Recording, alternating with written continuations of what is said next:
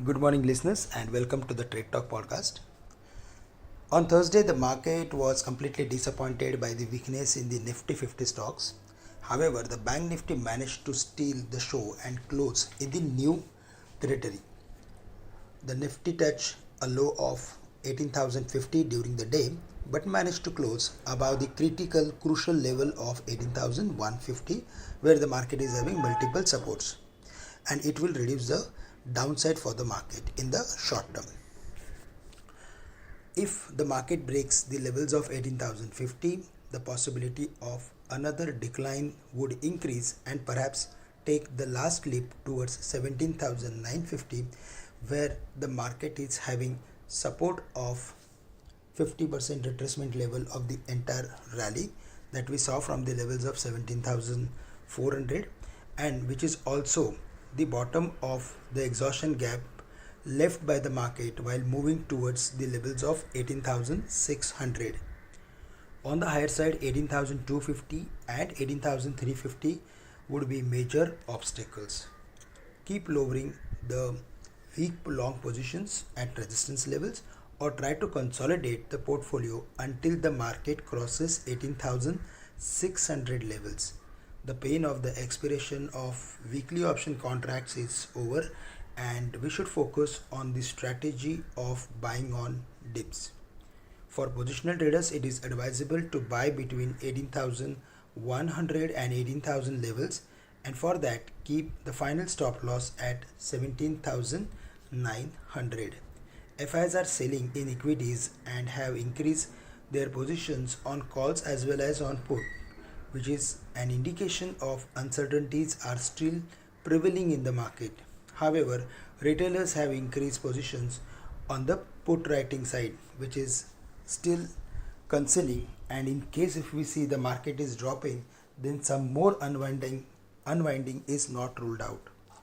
Positive part of yesterday's session was PCR put call ratio and it fell to the levels of 0.75 which will minimize the downside for the market and which indicates that the markets are oversold.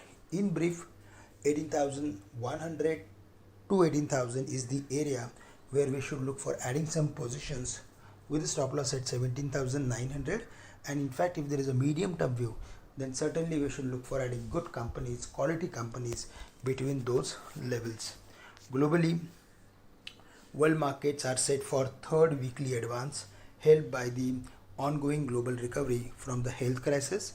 The rally is being shadowed by the prospects of a faster than expected tightening of monetary policy to curb inflation, which is being stoked by an energy crunch and creaking supply chains. The 10-year US Treasury yield paired a climb but remains higher for the week. The Federal Reserve is nearing a reduction in bond purchases and traders are ramping up bets on rate hikes to quell price pressures. Market implied expectations for inflation have hit multi-year highs. The dollar ticked little bit lower. Asian stocks were steady in the morning, bolstered by report indicating that indebted developer China Evergrande Group may meet a key payment deadline. Friends, Singapore Nifty is indicating 20-25 points higher as compared to its previous close. But if there is any higher opening, then we should stay away from taking any specific long bet in the market. It is better to buy on dips or to focus on sectors or stock specific activity. Today, Reliance is going to announce its quarterly number, and currently if we see its overall pattern, then after hitting the levels of 2750, 2770, now it is again correcting back to its important retracement and support areas.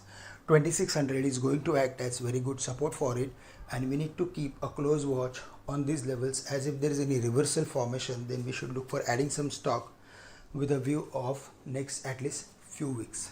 For State Bank, for PSU banks and for other private banks, our view is positive because the Bank Nifty closed above the levels of 40,000 and few private banks should participate in the next up move. Axis Bank is holding higher and The next level to watch out for would be 827, 830. Above that, the stock will enter into all-time highs, and in that case, furthermore, upside for the stock is not ruled out. That's all from my side for the day. With this, I am ending today's morning podcast. Thank you very much for listening in. Have a great day and nice weekend to all of you.